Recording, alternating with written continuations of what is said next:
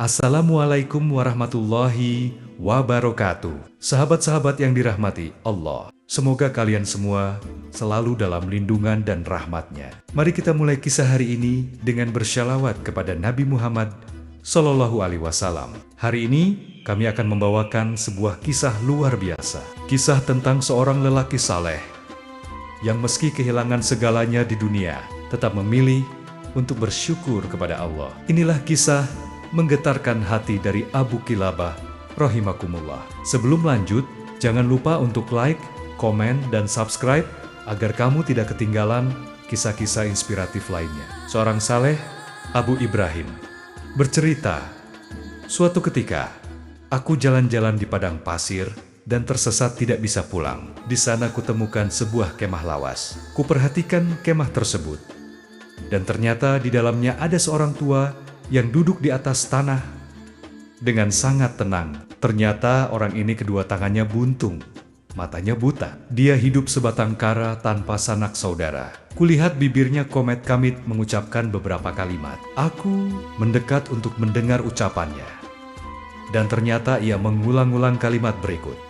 Segala puji bagi Allah yang melebihkanku di atas banyak manusia. Segala puji bagi Allah yang melebihkanku di atas banyak manusia. Aku heran mendengar ucapannya. Lalu kuperhatikan keadaannya lebih jauh.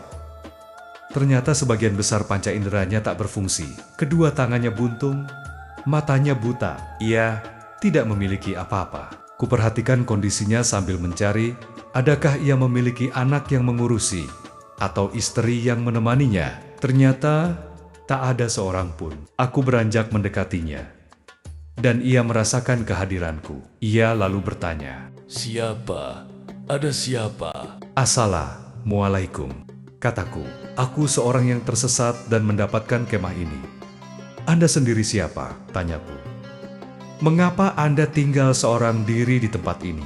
Di mana istrimu, anakmu, atau para kerabatmu? Orang itu menjawab, Aku seorang yang sakit. Semua orang meninggalkanku, dan kebanyakan keluargaku telah meninggal. Kudengar kau menggulang-guling perkataan, segala puji bagi Allah yang melebihkanku di atas banyak manusia. Demi Allah, apa kelebihan yang diberikannya kepadamu? Sedangkan engkau buta, fakir, buntung kedua tangan dan sebatang kara. Aku akan menceritakannya kepadamu, tapi aku punya satu permintaan. Maukah kamu mengabulkannya? Ia bertanya. Aku menyanggupi. Engkau telah melihat sendiri betapa banyak cobaan Allah atasku. Akan tetapi segala puji bagi Allah yang melebihkanku di atas banyak manusia. Bukankah Allah memberiku akal sehat yang dengannya aku bisa memahami dan berpikir? Betul, jawabku. Ia melanjutkan. Berapa banyak orang yang gila? Banyak, jawabku. Maka segala puji bagi Allah yang melebihkanku di atas banyak manusia. Kata dia, Bukankah Allah memberiku pendengaran yang dengannya aku bisa mendengar azan, memahami ucapan, dan mengetahui apa yang terjadi di sekelilingku? ia kembali bertanya. Aku iakan. Maka segala puji bagi Allah yang melebihkanku di atas orang banyak tersebut. Berapa banyak orang yang tuli hingga tak mampu mendengar? Ia bertanya lagi. Banyak. Maka segala puji bagi Allah yang melebihkanku di atas orang banyak tersebut. Bukankah Allah memberiku lisan yang dengannya aku bisa berzikir dan menjelaskan keinginanku? Lantas, berapa banyak orang yang bisu tidak bisa bicara? Maka segala puji bagi Allah yang melebihkanku di atas orang banyak tersebut. Kata dia. Bukankah Allah telah menjadikanku seorang muslim yang menyembahnya, hanya mengharap pahala darinya, dan mampu bersabar atas musibah? Padahal berapa banyak orang yang menyembah berhala dan aneka rupa benda mati serta semacamnya, dan mereka juga sakit dan merugi di dunia dan akhirat. Maka segala puji bagi Allah yang melebihkanku di atas orang banyak tersebut. Kata dia. Orang tua itu terus menyebut kenikmatan Allah atas dirinya satu persatu, sehingga aku semakin takjub dengan kekuatan imannya. Ia begitu mantap keyakinannya dan begitu rela terhadap pemberian Allah. Padahal banyak sekali mereka yang menderita cobaan di bawah apa yang ia terima, tetapi mereka meronta-ronta, mengeluh, dan menangis sejadi-jadinya. Mereka amat tidak sabar dan tipis keimanan terhadap balasan Allah atas musibah yang menimpa mereka. Padahal pahala tersebut demikian besar. Aku pun tenggelam dalam pikiranku hingga orang tua itu berkata mengejutkanku. Kini bolehkah aku sebutkan permintaanku sekarang dan maukah Anda mengabulkannya? Aku mengangguk. Maka ia menundukkan kepalanya sejenak seraya menahan tangis. Tidak ada lagi yang tersisa dari keluargaku, melainkan seorang bocah berumur 14 tahun. Dialah yang memberiku makan dan minum, mewudukanku dan mengurusi segala keperluanku. Sejak semalam ia keluar mencarikan makanan untukku dan belum kembali hingga kini.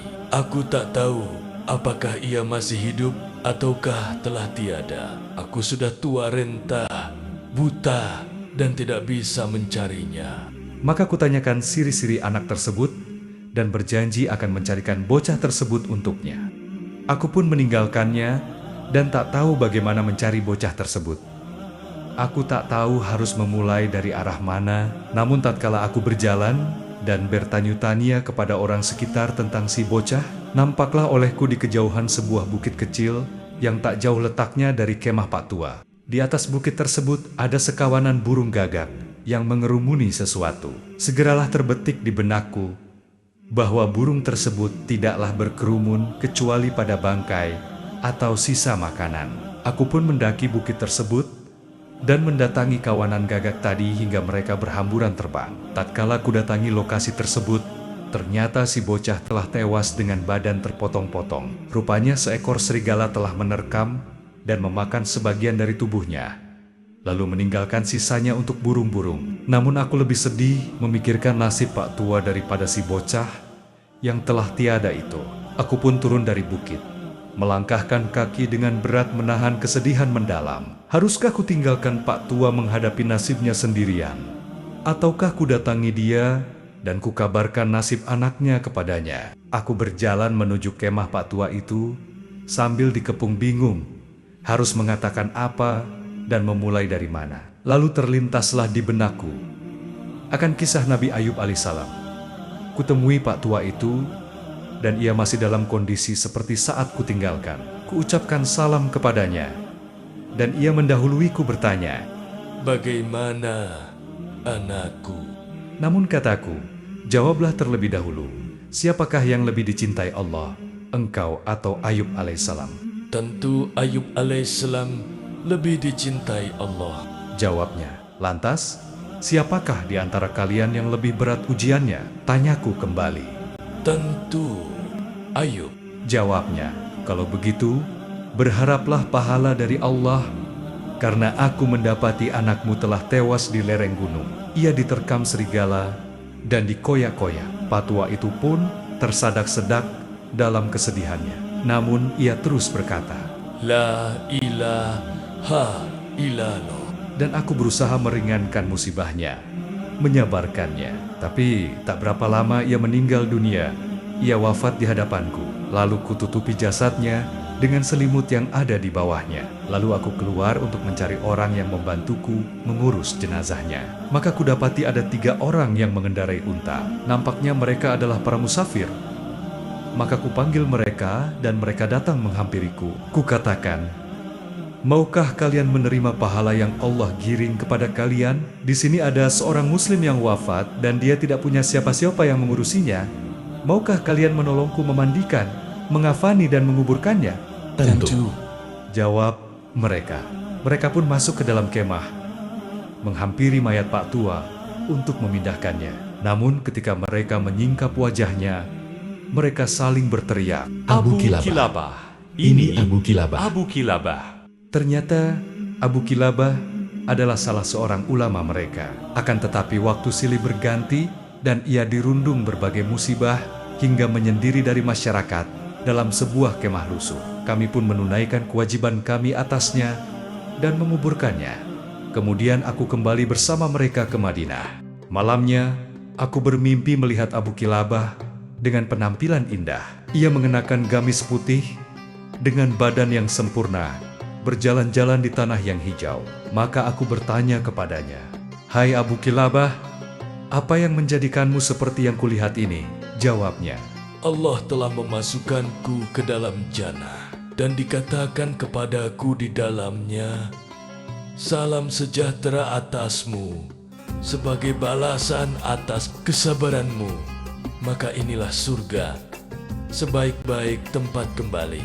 Sahabatku, berapa banyak dari kita yang masih bisa melihat, berjalan, memegang, dan hidup dengan tubuh sehat, namun lupa bersyukur. Semoga kisah ini menjadi pengingat bahwa kebahagiaan bukan terletak pada apa yang kita miliki, tapi pada seberapa dekat hati kita dengan Allah. Jangan lupa untuk like, share, dan subscribe agar lebih banyak orang yang terinspirasi. Wassalamualaikum warahmatullahi wabarakatuh.